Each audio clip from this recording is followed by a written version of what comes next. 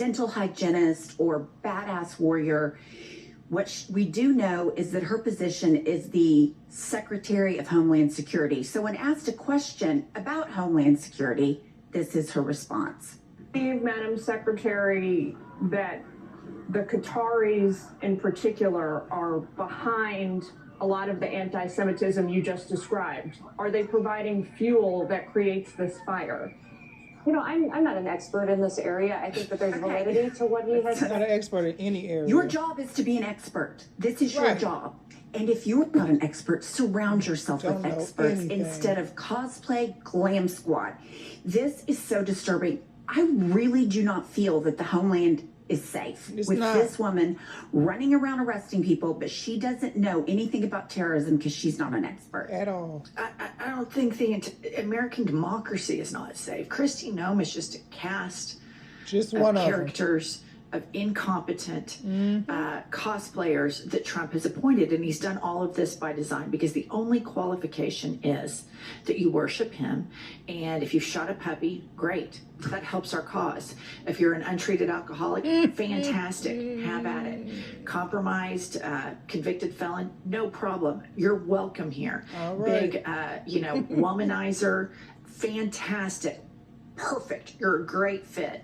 Dipshit Fox News entertainer, welcome, you're exactly who we need. This is all by design. Honestly, I'm scared to admit that I think you're right. I mean, it terrifies me to think that we are opening ourselves up to some kind of terrorism or, definitely cyber terrorism. But I've never in my life had a moment where I did not feel secure in the United States.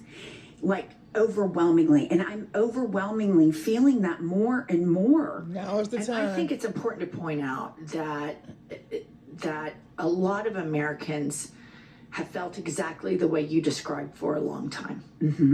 Black people, marginalized people, immigrants, and so now the white people, some are joining in what we have all done as a country to marginalized groups. A lot of people in the name of their faith, a lot of people just because they traffic in cruelty. But what you just described has finally hit the privileged white woman.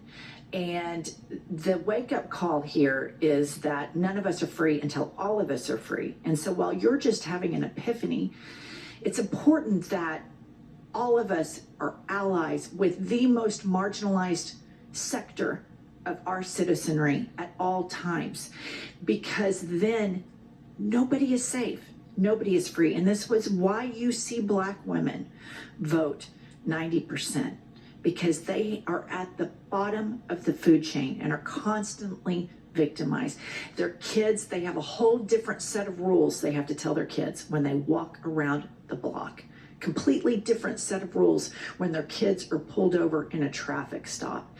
So this is a wake-up call for all Americans. But we have to realize that all of these things that you're experiencing now have been experienced by a lot of Americans for a very, very, very long time. Decades. You're right, and that's a great reminder. Thank you, because I really do. It gives me a whole new perspective, and it really is upsetting to think about that. I think you're 100% right.